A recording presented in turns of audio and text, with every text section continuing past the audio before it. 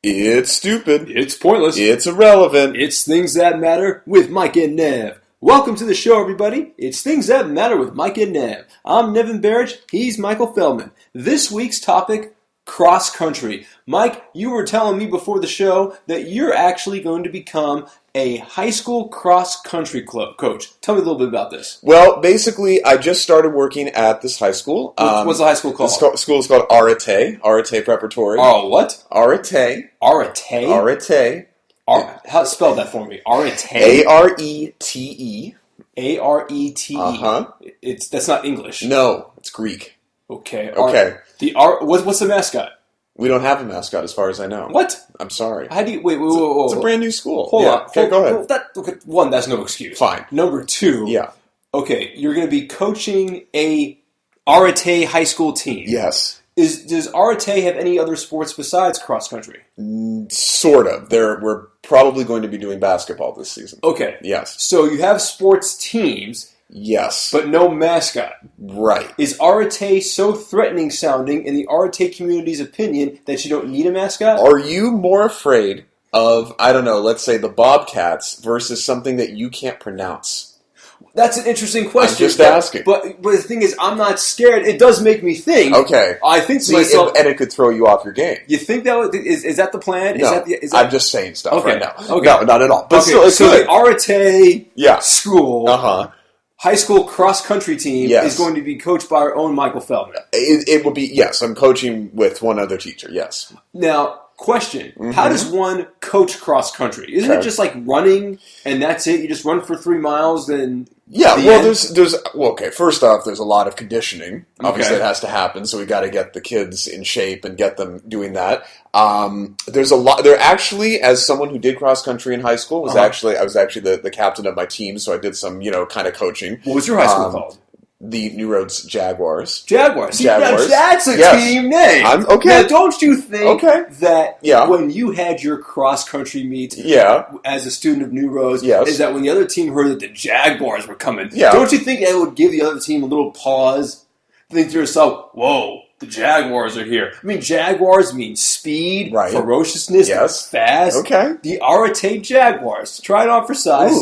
I mean, the funny thing is, New Roads would be a direct competitor, so we probably shouldn't call ourselves the Jaguars. Okay. Maybe we'll figure it out. The Arete Cheetahs. This could all change in a week or so. It's just we don't know. Get a name, something. We will. Maybe change the high school's name. So to get back to your question, we're not changing the high school name. But to get back to your question, the funny thing with cross country is that there's actually a lot of technique that goes into running at really fast speeds, like arm movement, all that kind of stuff. Yeah. You're talking about fast speeds. We're not talking about like the 100-meter dash. No, we're not. We're talking about long distance running, like 3 miles. But we're talking about races. Okay, see, that's the thing. And but it's kind of like you have to pace yourself. Well, yes, but there's also... You do have to pace yourself, but there's also... If you're really trying to be competitive and not just finish, right, you're trying to get a really good time, there's a lot of technique that goes into just getting the body to move correctly. There's a lot of technique with arm movement. Like, people don't think about arm movement that much. So what kind of technique are you going to be bringing to the Arete Jaguars? We got to stick with Jaguars. Okay. I just like that. That works. Okay. Well, I mean, I'm going to probably do some stuff that I remember doing, when I was on the cross-country team in high school. New Roads. The New Roads Jaguars. Not the Arete Jaguars, the New Roads Jaguars. I mean, one of the big things that we actually did... was running. Yes, it was. But one thing it's cross-country. Because it's cross-country. What you do. You run. And that's running, yeah. But we did a lot of stuff, like, for example, you know how in baseball, right, when you swing the bat and you, like, put weights on the bat? Yes. Right, to make it so it feels lighter. Yeah, so that it feels lighter when you actually swing all stuff. You actually can do stuff like, for example, holding weights in your arms while you're running practicing. Really? Yes, so that your arms both get a little stronger and feel lighter. How long are you going to make your team run with weights in their hands? Got to see how strong the team is. Probably. I mean, we used to do it for about a mile, so it was crazy. Are you doing any illegal recruiting? Because you're a private school, right? So you technically have some more leeway. That would be great. Well, no, I mean, well, here's the other great thing that we should talk about, which is that I'm in the process of going through the training certification stuff, and I just finished a module in that about illegal recruiting. that it's for cross country for any sport. Really? Yes. Okay, wait. So, a couple questions. Number one, you have to be certified to be a cross country coach. Oh, big time. It's not just about, hey guys, just run with weights and then we'll meet the team on Saturday. No. You actually have to have certification. Definitely. How long of a certification do you need? Well, what do you mean? You mean like... Well, how long does the certification process last? Oh, well, I've been doing it all day. It basically takes like 5 to 6 hours. So you can't just walk in and be a cross-country coach of the RTA Jaguars. That is correct. You need a full 5 hours of training. I do. 5 full hours I do. to become the coach of the RTA Jaguars. Yes. Wow. I know. That is dedication. Maybe if we didn't have a mascot name, I wouldn't have to do it. No, I'm kidding. Did it have a section on picking a mascot? You haven't yet? Not yet. I'm 2/5 of the way through. I don't know yet. But So you've only done 2/5 is you've done like what, an hour and a half? No, 2 hours. You've done 2 hours of training. Something like that. Well, here's the thing I was just going to say, though, that I've learned from this training, which is that because you might enjoy this, the thing with like at the college level, well, not even college level, but at professional level, right? It's about there's no such thing as professional cross country. Fine. And if there was, they'd have a team name. Well, okay, not like teams, but they have individual racing. What are you talking about? For cross country? Well, professional running, of course. That's not cross country. Okay, fine. But and is that professional or is that amateur? We're talking about the Olympics. Those are amateurs, aren't they? Oh, no. Those are professional. They have the world championships. They have the World Cross Country Championships? Not cross country. Okay. But it's whatever. Semantics. Okay, anyways. So basically, it proves my point. Okay. It's all just running. You're just running. Fine. Run. Okay, I'm going to a couple laps around you. All right, go ahead. Go ahead. What I was going to say was, what they were talking about is how in at the high school level especially. I'm training. Okay, all right. Boy, am I sort of glad that we're not on video and sort of glad. Look at me, Coach Feldman. Yeah. Put me on the team. And sort of sad that we aren't on video. Maybe captain of the Jaguars. Woo! Are you out of breath at all? No, I'm good. You really? Okay. Actually, I'm getting a little tired. Oh, you know why? Because I didn't do my training putting the weights in my head. Because you probably haven't gone through that yet with your 5-hour certification. No, I haven't yet. That's true.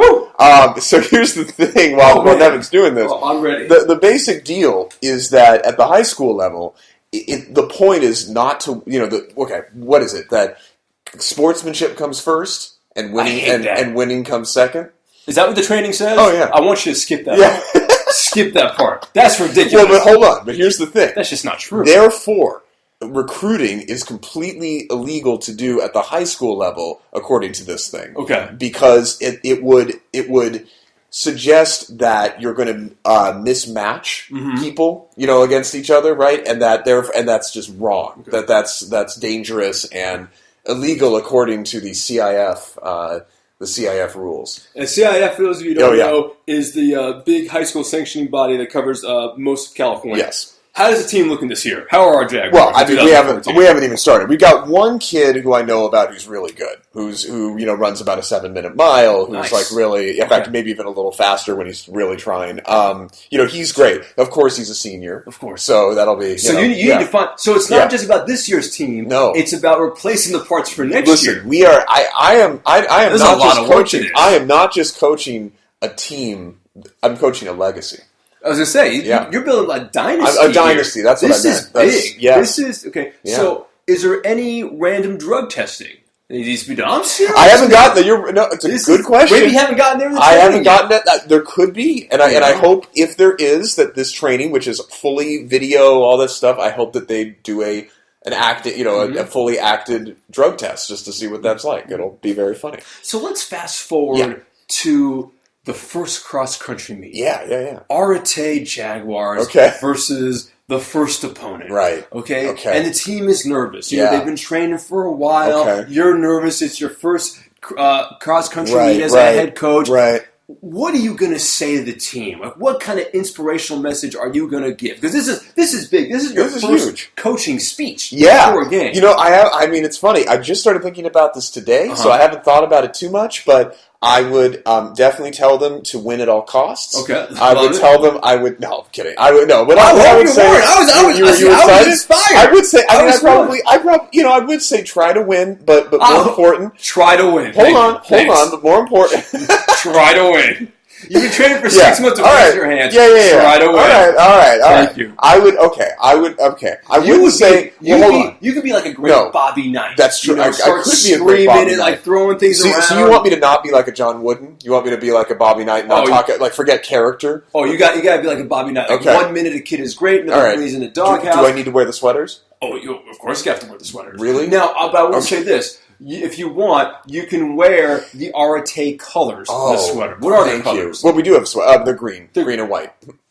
Okay, go with the red. Go with the Bobby Knight. All right. I don't know, green and white. I'm not sure. That's not on you. I mean, it seems a little weird. Like, what, we're like doing Texas colors? But you want to know something? Listen, Bobby Knight had his own style. You'll have your own style. That's true. Maybe you can do, you know that show Friday Night Tykes? With the little kids, the football team? Yeah. Maybe you can give one of the speeches that coach gave, saying, man, if my grandmother was on the opposing team, I would put her on the ground and right through it and not even think about it for a second. Now, I love my grandmother, and God forgive me, I would never knock my grandmother, but in that scenario, yes, I would. Maybe if you gave a speech like that, then it would inspire them to run a little faster. They see that opponent, they see the grandma, and they put them down. Then I have realized something from all of this, which is that I am going to finish this training, and I'm going to become certified and all this stuff, and then I'm going to spend another hour listening to you, Nev, give me the inspirational speeches that will be necessary for them to go the extra mile. Perfect. I'm happy to help as always. It's always about the children. Well, that's going to do it for this week's episode of Things That Matter with Mike and Nev. For Coach Michael Feldman, I'm Nevin Barrich. It's the Things That Matter.